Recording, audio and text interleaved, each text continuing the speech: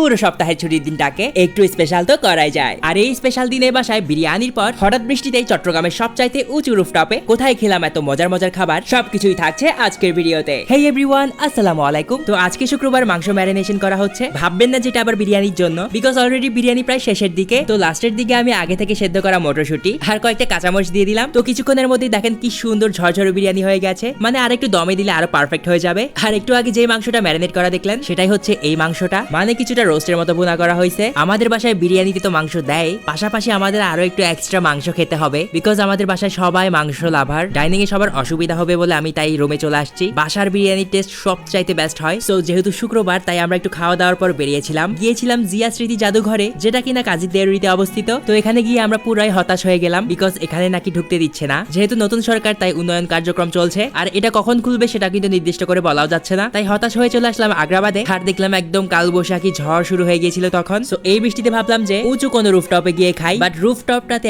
এত পরিমাণে বৃষ্টি যে আমরা বসতেই পারলাম না। তাই চলে আসলাম সিলভার স্পুনে, যেটা কিনা আমার ফেভারিট একটা রেস্টুরেন্ট। তো এখানে আমাদের ওয়েলকাম ড্রিঙ্কস দেওয়া হইলো। এমনিতেই এই রেস্টুরেন্টে প্রায় সময় আমার আসা হয়। সো আজকেও তার ব্যতিক্রম নয়, যেহেতু রিজিক এখানে লেখা। অন্য কোথাও কিভাবে যাই? সত্যি কথা বলতে আমি সপ্তাহের 3 থেকে 4 দিনই রেস্টুরেন্টেই খাই। মাঝে মধ্যে আপনাদের সাথে ভিডিও করি, আবার মাঝে মধ্যে আমার ইচ্ছাও করে না ভিডিও করতে। যাই হোক, খাবার চলে আসছে। তো প্রথমে এখানে হচ্ছে চিকেন ফ্রাই, যেটা আমার খুবই ফেভারিট একটা জিনিস। সাথে হচ্ছে চাউমিন। আমি মনে করি চাউমিনের সাথে চিকেন ফ্রাইটা বেশ ভালোই যায়। আর যদি সাথে থাই স্যুপ হয়ে যেত, তাহলে তো কোনো কথাই হবে না। বুফেতে গেলে এই সবগুলো আইটেমই মোটামুটি আমি খাবার ট্রাই করি। তবে রেস্টুরেন্টের মতো এই চাউমিনের স্বাদটা আমি বাসায় আনতে পারি না কোনোভাবে। মানে আমরা বানালে আমাদের বাসার স্টাইলের মতো মজা হয়, তবে এরকম পারফেক্ট হয় না আর কি।